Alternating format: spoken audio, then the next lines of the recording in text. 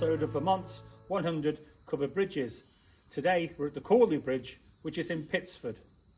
Now, if you're a regular viewer of my series, you'll know that there's pretty much a standard formula.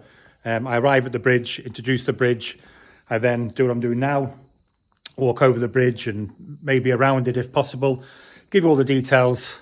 Then I do the little interlude where I play the music and show you pictures of past and present scenes of the bridge. And then I go into the river, come back up, wrap it up, and there's the episode. This one I'm going to do slightly different for a reason that I'm not going to explain right here, because it'll unravel itself while the video starts. And of course, when you're watching the video, it all looks as if I filmed it from start to finish in one sequence. Of course, this is the magic of being able to edit films. So how you actually see the film isn't necessarily how it was filmed. And this is the reason why I'm starting from the back to the front this time. And I'm going to start by going straight into the river, and then I'll do the rest of the bridge afterwards. Again, you'll find out why I've done this as the episode unravels. So we're upstream from the bridge, and this is the Furnace Brook, which is a tributary of the Otter River, about half a mile away from here, I was just told. And the Furnace Brook is 11 miles long and takes its name because there used to be a lot of industry in this area, including a big furnace. And I've got one knee in the water. Shit. Woo! I've just gone over, but the camera's dry. I'm stuck. Shit. Oh. I'm actually going to kneel over.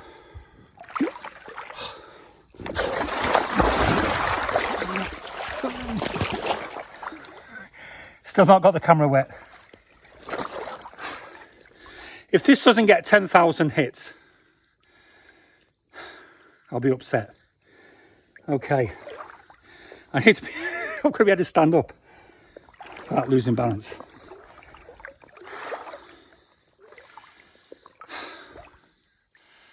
Okay. Luckily I've got spare clothes. But I'm actually kneeling over because I can't stand up. But I'm not far from the abutment. If I stand up, all my weight goes on one leg and into the sand. Or into the mud. Okay. And now I'm stood up. Got a wet backside, a bruised ego. Whew. Anyway, even my notes are dry.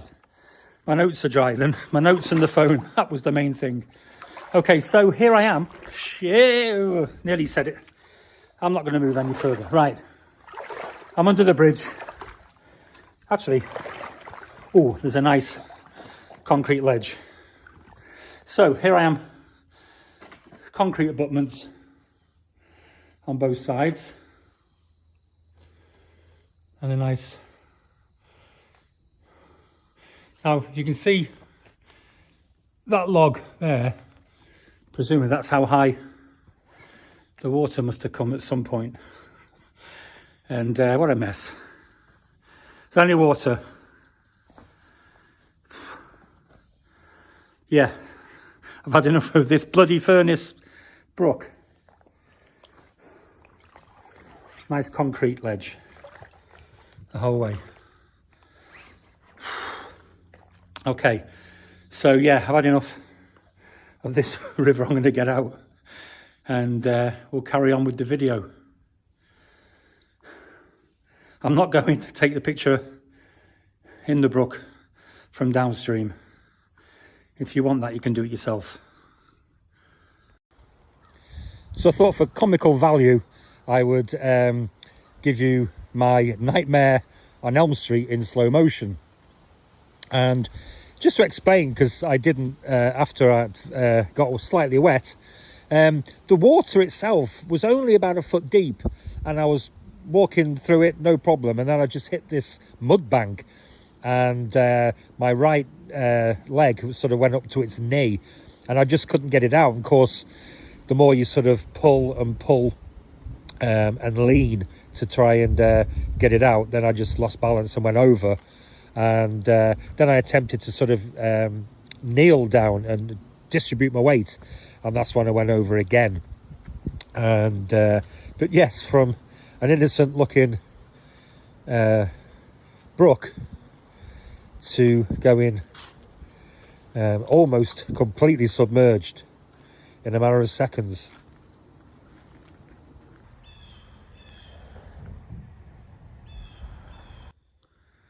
Feet definitely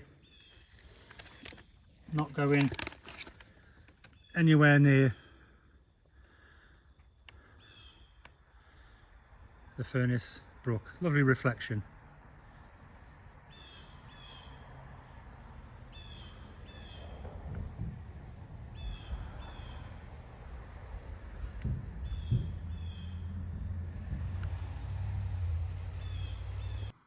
Another shot right next to the bridge, the top of the abutment. You can see that concrete ledge. In fact, you can see my footprints, and yeah, it looks so peaceful, this river. Peaceful indeed, but at the same time, not my favourite waterway in Vermont. It's my least favourite waterway in Vermont. I'll never forgive the Furnace Brook for what it did to me today. And I need to get changed. I'm wet.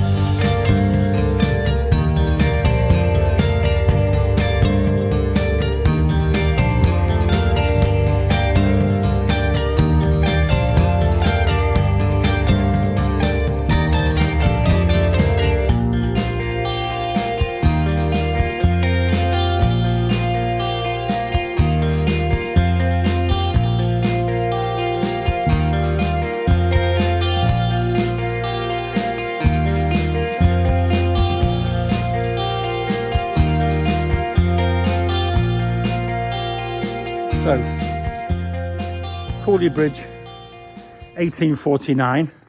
Again, another one, another local bridge by Nichols Power.